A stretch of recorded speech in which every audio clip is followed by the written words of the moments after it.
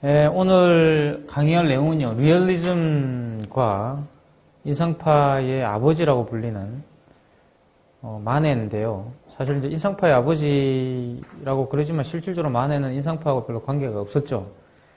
마네 자신은 인상파 전에 참여한 적도 없고, 그리고 또 인상파에 대해서 별로 그렇게 좋게 생각한 적도 없었어요. 하지만 마네와 그 리얼리즘의 어떤 선언자라고 할 수 있는 쿠르베를 빼놓고는 인상파를 이해할 수가 없기 때문에, 그리고 그 앞에 그러한 어떤 변화의 조짐들이 있었기 때문에 인상파가 나오게 됐다. 자, 이런 이야기들을 이제 오늘 해보게 될 건데요. 그래서 인상파의 전사 정도 됩니다. 인상파가 왜 출몰하게 됐는지, 그리고 인상파라는 것이 어떤 의미를 가지는 것인지, 그리고 인상파가 그 당시에 19세기 특히 유럽에서 발언했던 어떤 근대성을 대표하는 화가가 될 수 있었던 이유에 대해서 한번 알아보는 시간을 갖도록 하겠어요. 한 두 부 정도로 나뉘게 될 건데요. 첫 번째는 일단 그 리얼리즘에 대한 이야기를 해보고, 그 다음에 이제 마네에 대한 이야기를 해보겠습니다. 그래서 그 내용은 자, 리얼리즘이라는 그 정의인데요. 이 백과사전에 나오는 내용입니다. 조선 백과사전에 나오는 내용인데, 그 내용은 바로 아주 간단한 내용이에요. 객관적 사물을 있는 그대로 정확하게 재현하려는 태도. 이게 바로 이제 리얼리즘이라고 볼 수 있는데, 사실 이걸 모르는 사람은 없을 겁니다. 그죠? 여기서 가장 중요한 것은 객관적 사물을 있는 그대로 그린다는 것입니다. 객관적 사물을. 그럼 그 전에 그린 그림들은 그러면 객관적이지 않느냐? 정확하게 말하면 객관적 사물을 그릴 생각을 안 했죠. 그죠? 그래서 객관적이라고 말할 수는 있겠지만, 어쨌든 객관적 사물 자체를 그려내려고 하는 생각은 하지 않았어요. 왜냐하면 일단 객관적 사물을 그리더라도 거기에 구현되어 있는 어떤 그 생각들, 특히 아이디어라고 그러는데, 그런 이데아들을 구현하는 것이 목적이었어요. 대표적인 것이 이제 그 중세 르네상스 시대 도상학에 충실한 그림들, 그런 그림들을 보시면 그 그림 속에 스토리가 있고 내용이 있습니다. 그죠? 근데 그 내용들이 전부 다 신화적 내용이나 또는 성서적 내용들의 토대를 두고 있죠. 종교적이라든가 신화적 내용을 그리게 돼 있어요. 그래서 겉모습은 명백하게 그 객관적 사물처럼 보이지만, 실질적으로 그 객관적 사물은 사물이 아니고 어떤 그 상징성을 표현하고 있는 것들이죠. 물론 이제 이러한 문제점들을 극복하기 위해서 여러 가지 이제 그 미학적 혁신들이 중세시대에 일어납니다. 그러니까 특히 르네상스가 오면 일어나게 되는데, 그 대표적인 것이 바로 바로크라고 볼 수 있어요. 그러니까. 근데 물론 이제 바로크는 아주 재밌는 것은, 원래 바로크는 그 카톨릭이 자신들의 어떤 그런 종교적 위기를 극복하기 위해서 만들어낸 하나의 이념이죠. 그게 뭐냐 그러면, 거기서 주장했던 것이 바로 성서로 돌아가자는 것이에요. 그러니까 이제 매너리즘 같은 것을 공격하기 위해서, 대표적으로 뭐 미켈란젤로나 이런 사람들이 매너리즘을 볼 수 있습니다. 그래서 시스틴 성당에 가보시면 실질적으로 성서에 나오지 않는 내용들이 굉장히 많죠. 그죠?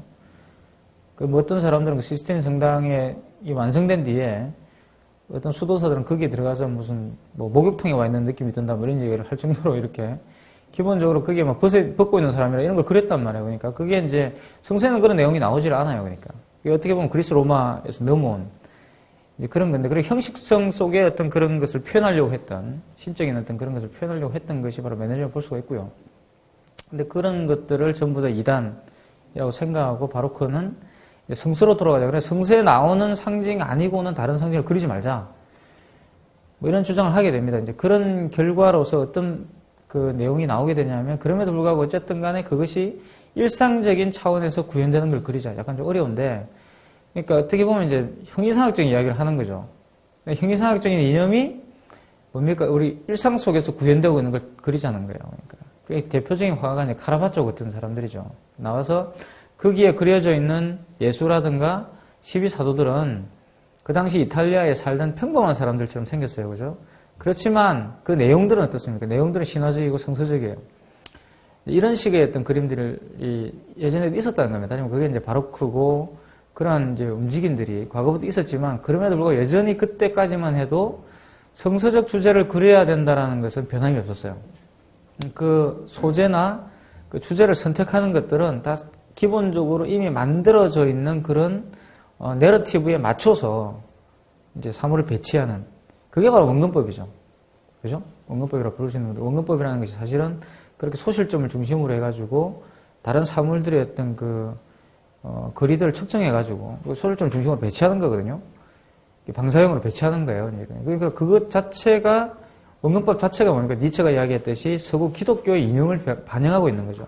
신을 중심으로 해서 카톨릭시즘이에요, 그죠? 신을 중심으로 다양한 어떤 위계들이 구성되어 있는 그게 이제 원근법인데, 자 그런 것들에 대한 어떤 반발, 다시 말하면 리얼리즘과 그 이전 리얼리즘 이전의 어떤 예술을 구분한다면 바로 그것이 있다는 겁니다. 그러니까 원근법적인 어떤 그런 그 구성이 있느냐 없느냐가 결정적이고요. 그리고 객관적 사물을 있는 그대로 그리느냐 아니면 그걸 이념을 투영해서 그리느냐의 차이가 있다는 거죠. 정리를 하자면 이런 건데, 근데 말을 이렇게 설명을 해놓으면은 이제 그럴듯하게 이제 알아들을 것 같지만 직접 이제 그림을 보고 그 그림에 나오는 것을 가지고 이렇게 그 말씀을 드리면 많은 분들이 잘 몰라요. 그러니까 제가 이제 어떤 아는 분이 제가 이제 영국에 공부할 때 저를 방문한 적이 있었는데, 데리고 이제 우리 그 동네에 그 미술관이 있었어요. 이제 거기를 데려갔죠. 거기에 보면 그 바톨렘이라는 사람이 그린 그림이 있습니다. 그러니까 바톨렘이라는 사람이 그린 그림이 있는데, 그 바톨레미오가 그린 그림을 보더만 그러는 거예요. 렘브란트 그림하고 이제 비슷하다고 이야기를 하시더라고요. 근데 실질적으로 그 그림은 렘브란트하고 전혀 다른 그림이에요. 기법상 전혀 다른 그림이에요. 바톨레미오는 라팔로와 같은 그런 르네상스 시대의 어떤 그런 미학을 구현하고 있는 화가인데, 렘브란트는 전혀 그런 사람이 아니죠. 그러니까 바로크 시대에 속하는 사람이고, 어떻게 보면 앞에서 말씀드렸지만 그 바로크와 바로크 이전에 엄연한 차이가 딱 있죠. 그죠? 그래서 그리고 이제 그 기법상이라도 완전히 차이가 납니다. 그러니까 렘브란트는 사실 가까이 가서 보시면 그냥 물감을 덕지덕지 발라 놓은 것처럼 이렇게 보인단 말이에요. 근데 라파엘 이 풍의 어떤 그림들은 그렇게 그리지 않죠. 면과 이제 이렇게 면과 이제 선을 가지고서 이렇게 표현을 하는 건데, 이 렘브란트에 오게 되면 이제 마티에를 가지고 표현을 해요. 그러니까 이른바 물질성이라고 그래요. 질감이라고 하죠. 질감. 그런 걸 가지고 표현하는 게 이제 그 유화의 어떤 질감을 살려서 표현하는 것. 물질성을 드러내는 것. 이런 게 렘브란트는. 그래서 전혀 이제 렘브란트는 그런 면에서 현대회화에 가까운 것이고, 라파엘은 그렇지 않은 거죠. 라파엘로는 이제 약간 좀 먼 사람이라고 볼 수가 있는 거예요. 그러니까. 그래서 티치아노는 라파엘 같은 사람은 훨씬 더 멀죠. 그런 내용들이. 그래서 이제 그런 것들은, 그러니까 사람들이 리얼리즘이라 그러면 대체로 다 누구를 떠올리냐면 티치아노나 이런 라팔로 같은 그림을 떠올린다는 거죠. 한번 보겠습니다. 그러니까. 그래서 이제 그 리얼리즘이 이렇게 창궐하게 되는, 이제 리얼리즘이라는 것이 가능하게 되는 어떤 조건이 뭐냐면 오케스트 콩트 때문에 그래요. 콩트의 그 실증주의 때문에 그렇죠. 실증주의라는 건 결국 이제 과학적인 어떤 가설, 어떤 사물을, 또 세계를 이해하는 방식들을 과학적으로 해야 한다는 겁니다. 과학적 방법이라는 것은 뭐냐 그러면 아주 간단해요. 그러니까 가설을 세우고 실험을 하고, 그죠? 측정을 하고 그 결과를 가지고 다시 가설을 재검증하는 거예요. 이게 실증주의의 가장 핵심이죠. 그래서 그렇게 되지 않은 것은 오류들을 수정해 나가야 된다는 것이 실증주의적인 어떤 핵심적인 생각이었는데, 그 콩트가 이제 그걸 이야기한 사람입니다. 그래, 이 콩트가 누굽니까? 그냥 프랑스의 사람이죠. 지금도 파리 그 소르본 대학에 가면, 그죠? 그 소르본 앞에 광장이 있는데 거기 콩트 그게 서 있어요. 동상이 서 있죠, 그게. 그것이 바로 이제 그 소르본 대학의 위상을 보여주는 거예요. 그러니까 오기스트 콩트가 거기 있었기 때문에 거기 세우는 건데, 바로 실증주의라는 것이 프랑스를 지배했던 19세기가 들어서면 지배하게 되는 강력한 어떤 사상이 되죠. 자, 여기에 영향을 받은 대표적인 그 화풍이 바로 리얼리즘 화풍인 겁니다. 그리고 그것을 주도적으로 밀고 갔던 사람이 누굽니까? 바로 구스타프 크루베예요. 크루베가 이제 그게 속하는 사람이죠. 콩트 영향을 그렇게 받은 사람이고, 콩트의 영향으로 이제 미술 운동 속에서 리얼리즘 등장하게 되면 많은 사람들이 이제 앞에서 말씀드렸지만 리얼리즘과 리얼리즘 아닌 걸 잘 구분을 잘 못한다 그랬잖아요. 그죠? 이런 그림도 이제 그렇다는 거예요. 마라라는 그림입니다. 마라의 죽음이라는 유명한 다비드가 그린 그림이에요. 이 다비드는 프랑스 혁명 때 공화파에 속했던, 물론 이 사람은 굉장히 모순적 사람이에요. 그러니까 출세지향적인 사람이고, 이 사람이 그림을 그리는 화가였지만 그 당시에 화가의 위상 같은 걸 보여주는 거라 볼 수가 있는데, 화가는 사실 조금 지금 생각하면 연예인에 가까운 그런 사람이었다고 보시면 돼요. 그러니까 지금 치면 조영남 씨나 이런 사람들 정도 되는, 그 정도 되죠. 그러니까 그래서 굉장히 어떻게 보면 이제 그 사회에서 뭔가 이렇게 좀 성공하려는 어떤 욕망도 있고 이런 사람들이 화가였어요. 다비드가 이제 그걸 가장 잘 보여주는 이제 그 화가죠. 그래서 여하튼 이 그림을 보면은 이 그림이 리얼리즘입니까? 아닙니까? 뭐 대부분 다 리얼리즘이라고 대답을 할 거란 말이에요, 이게. 그죠? 근데 실제로 이게 리얼리즘이 아니죠. 왜? 마라가 이렇게 안 죽었단 말이에요. 그죠? 마라가 어떻게 죽었는지 모릅니다. 그러니까 마라는 사실, 프랑스 혁명 때 공업화에 했던 그거죠. 지도자 중에 한 명인데, 이 사람이 피부병이 있었어요. 우리 지금 각질병이라고 그래요. 하여튼 뭐, 이렇게 피부 근조증이 있어가지고, 밖에 있지를 못합니다. 그래서 항상 이렇게 평생까지는 아니겠지만, 어쨌든 그 병이 생긴 이래는 계속 목욕통에 앉아 있어야 되는 거야, 이 사람이. 안 그러면 그 피부가 다 갈라져가 피가 다 이제 나기 때문에, 이 사람이 그래서 목욕통에 있는 거예요, 그러니까. 목욕통에 있고, 이 목욕통 속에 들어가서 이제 이 사람이 뭔가를 이제 그 당시 파리 혁명파들을 지도하는, 프랑스 혁명파를 지도하는 무슨 팸플렛을 쓰고 있었겠죠.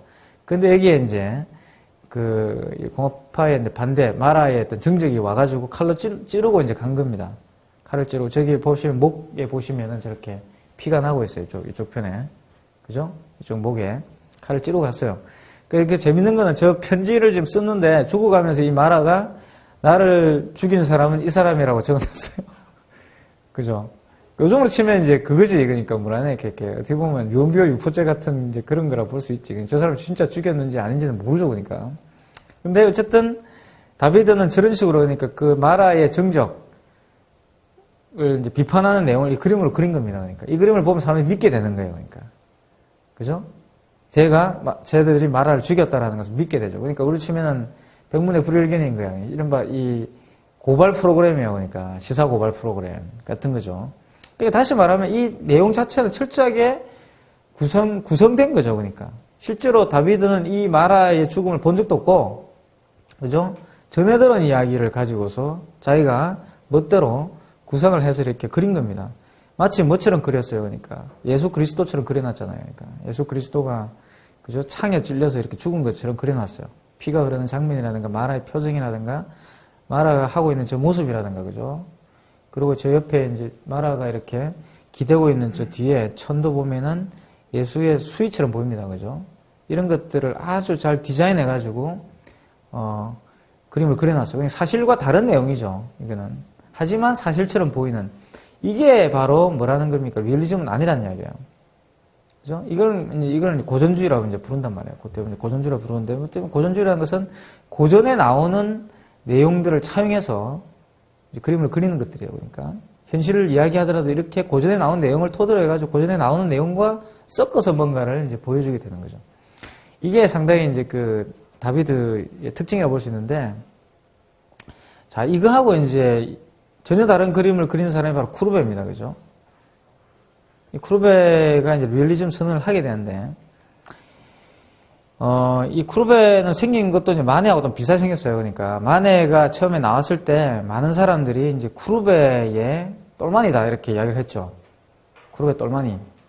마네는 사실 쿠르베는 어떻게 보면 굉장히 그 심장이 강한 사람이에요. 담력이 있는 사람이었다면, 그리고 또 자기의 소신이 명확한 사람이었고, 쉽게 말하면 굉장히 이렇게 진짜 좀 리더십 같은 게 쿠르베는 있었다고 볼 수가 있어요. 그러니까 뭔가 이렇게 반항하다는 기질이 있었다면, 마네는 조금 소심했던 것 같아요. 생긴 거는 쿠르베처럼 생겼는데, 소심해가지고 남들이 자기를 비판하면 조금 굉장히 신경을 쓰는 이제 그런 스타일이었어요. 쿠르베는 그런데 신경을 안 썼거든요. 그러니까. 왜냐하면 쿠르베 같은 경우는 사실 그 당대 최고의 화가였고요. 그러니까. 이미 이제 화가로서의 명성을 충분히 쌓은 상태에서 자기가 새로운 어떤 그런 그 길을 개척했다고 볼 수가 있는데, 마네는 그렇지 않았죠. 무명에서 출발해가지고 처음부터 고난의 가시밭이었어요. 그죠? 고난의 가시밭. 그렇기 때문에 충분히 이해가 됩니다. 그러니까. 이 사람은 이제 신인 때부터 두드려 맞으면서 큰 사람이 마네라면, 쿠르베는 어느 정도 성공한 상태에서 이 사람이 이제 그 리얼리즘을 전향하게 되죠. 그 전까지 쿠르베는 뭐였으면 낭만주의자였어요. 그 앞에서 봤던 우리 다비드상 이런 그 고전주의가 발전하게 되면 낭만주의로 가게 되고, 그게 드라큘라와 같은 이제 그림들이 나오게 되면, 그것도 역시 어떤 그 민중의 이상들을 표현하고 또 공화주의의 어떤 그런 이념들을 표현했지만, 여하튼 간에 그것도 다 구성된 것이에요. 실질적으로 일어나는 일들은 아니에요. 그죠? 그래서 보고 나서 그 감정에 충만해서 그리게 되는 것들이라 볼 수가 있습니다. 근데 이제 쿠르베도 처음에 그런 면에서 낭만주의자였다는 거죠. 낭만주의자였어요.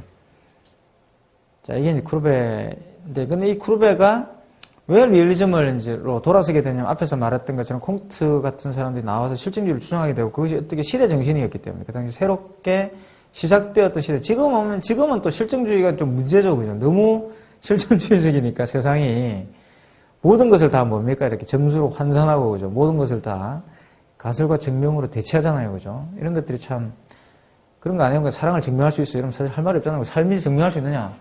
어떤 삶이 잘 사는 삶이 어떤 삶이 잘 못 사는 삶이 증명할 수 있느냐? 그러면 사실 뭐 할 말 없죠. 근데 그것을 이렇게 증명해야 되는 것처럼, 그죠? 뭐 토익 점수가 그 사람의 어떤 그런 퀄리티를 말해주는 것처럼 된다든가 뭐 이렇게 된단 말이에요. 이 사람 연봉이 그 사람을 가치를 말해주는 것처럼 바뀌는 이런 게 이제 실증주의가 과도해진 측면이 있다고 볼 수 있는 건데, 근데 그 당시 쿠르베가 나올 당시에는 좀 달랐다는 거야. 너무나도 또 뭐가 강했어요. 낭만주의가 너무 강하고 이상주의가 너무 강하고 또 그러한 그 관념적인 것들이 현실을 막 짓누르니까 대표적인 귀족들이 뭐예요? 그러니까 프랑스 같은 경우도 귀족들이 실질적으로 이제 여전히 프랑스 혁명이 있었지만 여전히 귀족들이 자기들의 어떤 가치관이라든 자기들의 권력을 포기하지 않았거든요. 그 귀족들을 공격하기 위한 귀족들의 신물을 느끼는 사람들이 이른바 실증주의를 택하게 되는 겁니다. 문화적인 차원에서. 철학적인 것과 관계없이. 그래서 쿠르베도 그러한 귀족에 대한 어떤 어마어마한, 그죠?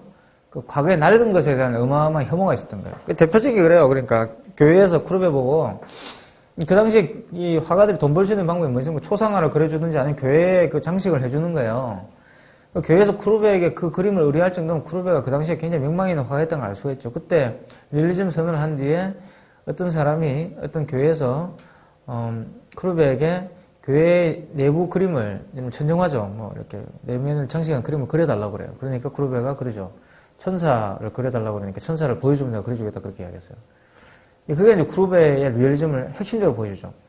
앞에서 다비드 그림을 보세요. 다비드가 마라의 죽음을 보지도 않았는데 그렸단 말이에요. 근데 쿠르베는 어때? 자기가 보지 않으면 그리지 않겠다는 거야. 이게 실증주의적이란 말이에요. 그러니까. 자, 그래서 이제 쿠르베가 낭만주의적인 것이 남아있을 때는 이렇게 그림을 그립니다. 그죠?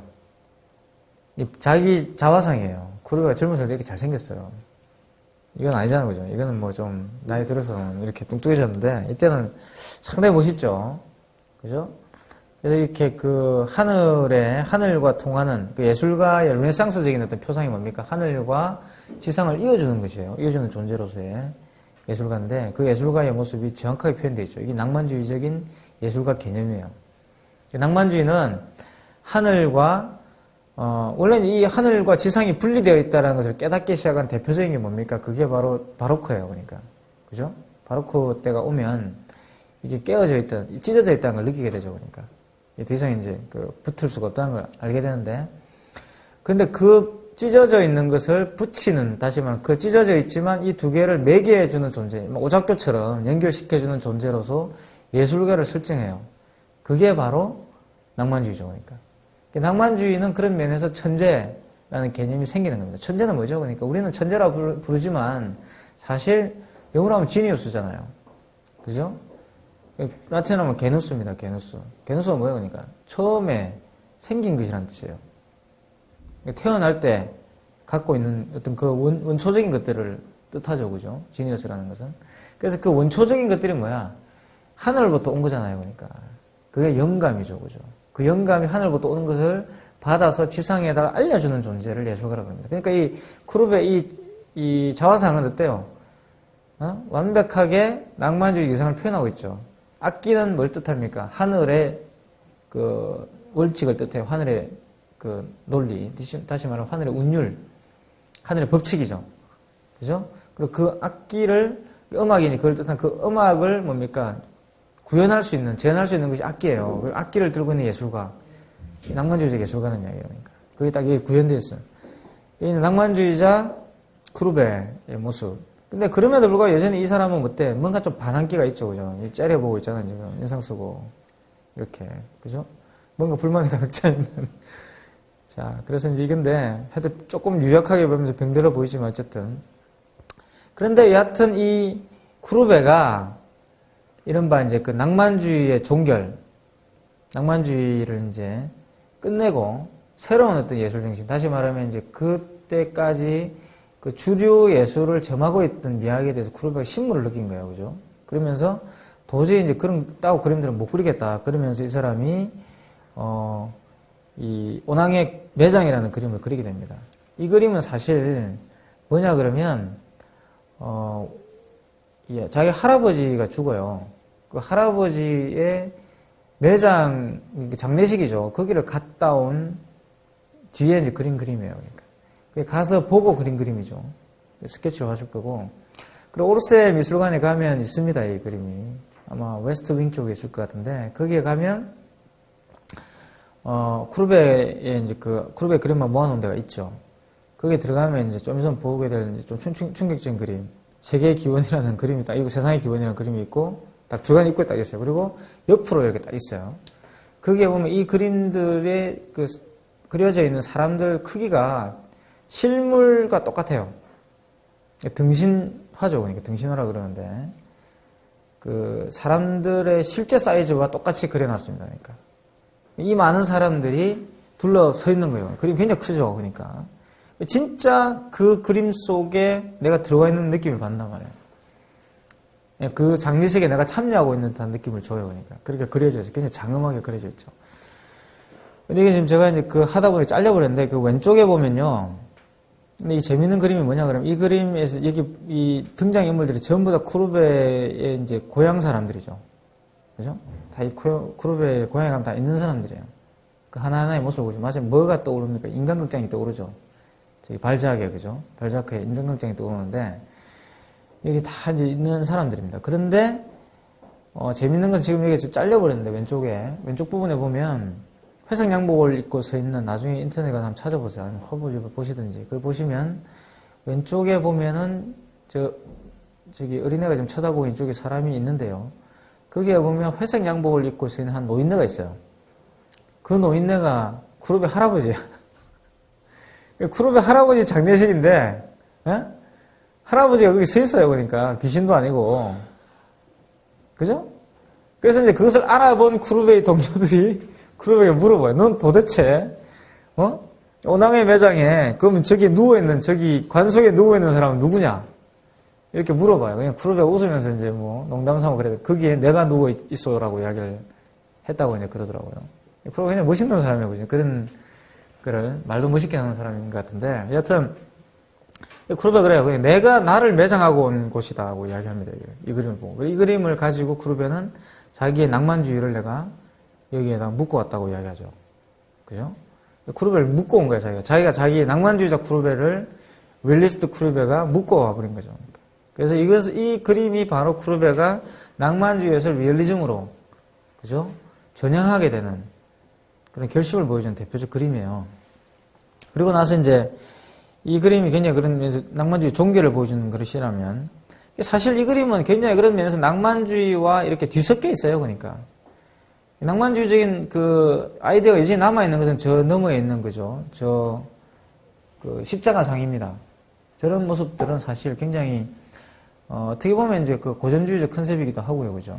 또 낭만주의에서도 여전히 구현되고 있는 그런 컨셉이기도 하고. 그렇지만 그게 굉장히 이렇게 실질적으로 어떤 구성되어 있는 것이라기보다 실제 풍경 속에 저것이 들어가 있다. 물론 저 때만 해도 쿠르베가 저것을 물감을 가지고 나가서 장례식이 벌어지고 있는 상황을 실시간으로 그린 건 아니에요. 그죠? 명백하게. 오히려 뭐냐면 갔다 온 뒤에 이제 생각을 해내서 그랬다는 겁니다. 하지만 그럼에도 불구하고 여전히 이 상황은 실제 상황이라는 거. 그게 리얼리즘인데, 물론 인상파에 오게 되면 어떻게 됩니까? 아예 뭐예요?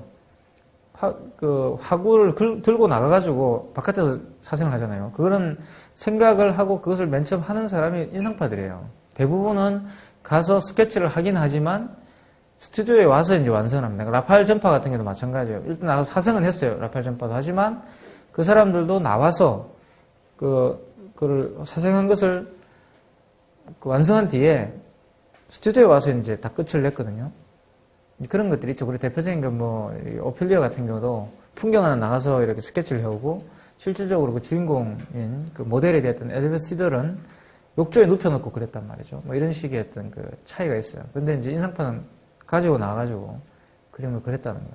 그건 왜냐면 인상파의 목적은 주제를 그리는 게 아니었기 때문에. 그게 가능하죠. 근데 어쨌든 쿠르베까지만 해도 뭔가 주제가 있어요. 그림 속에. 그죠? 뭔가 이렇게 컨셉이 있죠. 여기 보시면 개념이 있단 말이에요. 자, 그러고 나서 이제 쿠르베가 그리는 그림이 이 그림입니다. 이 그림은 화가의 아틀리에인데, 이것은 이제 뭐 여러 가지 이제 다른 어떤 화제들이 있습니다. 그러니까. 뭐 알레고리, 아틀리에 알레고리라고도 하기도 하죠. 그죠? 왜냐하면 아틀리에를 그렸지만 실질적으로 쿠르베의 아틀리에는 아니죠, 이게. 그죠? 그런 면에서 이 그림은 어떻게 보면 굉장히 상징적인 그림이기도 해요, 그러니까. 이 그림도 굉장히 큰 그림이에요. 이 당시에는 그림을 크게 그렸는데, 왜 그러냐 그러면 이제 뭐, 저기 책에도 적어놨지만, 그림을 크게 그려야 눈에 띄니까. 왜냐면 살롱에 나가면 막 수백 점의 그림이 나온단 말이에요, 그게. 수백 점의 그림이 이렇게 쫙 있는데, 그 수백 점의 그림 중에서 눈에 띄려고 그러면 크게 안 그리면 사실 눈에 안 띄죠, 그죠? 그래서 크게 그리는 측면도 있죠. 그래서 이 그림도 보시면은 중간에 화가 자신이 앉아 있습니다, 그죠? 근데 이 그림 자체가 낭만주의에 대한 어떤 비판이라고 볼 수가 있죠. 왜 그래요, 그러니까? 앞에 제가 말씀드린 낭만주의라는 건 어떤 거라고 그랬습니까? 천상과 지상을 예술가가 매개하는 것이에요, 그죠?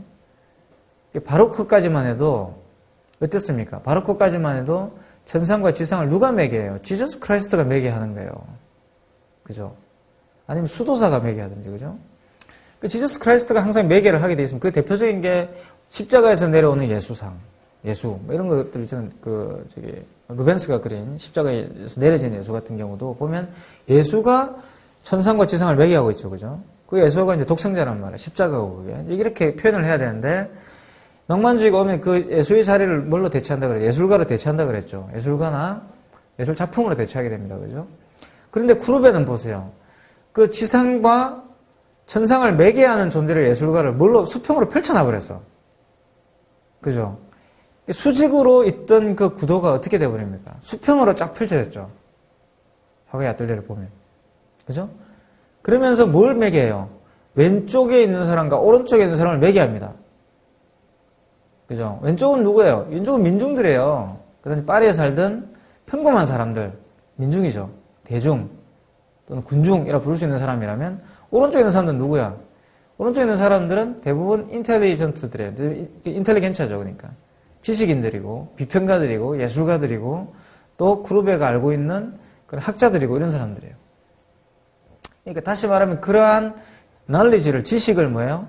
대중과 매개하는 존재로서 누가 있다는 거야? 쿠르베가 있는 거야. 이게 리얼리즘의 세계가 쫙 펼쳐지는 거죠. 그죠? 완전히 다른 이야기예요, 이게. 완전히 다른 이야기. 그러니까, 예전에는 뭡니까? 지상에 있는 이야기를 천재가 나서서 우매한 대중들에게, 다시 말하면, 중생들에게, 그죠? 알려주는 어떤 역할을 예술가가 해야 한다고 생각했다면. 그래, 예술가가 훨씬 뭡니까? 대중보다 높은 존재였죠. 근데 쿠르베는 이 그림에서 보시면 아시겠지만 어때요? 같이 서 있어요, 같이. 수평으로 서 있는 거야.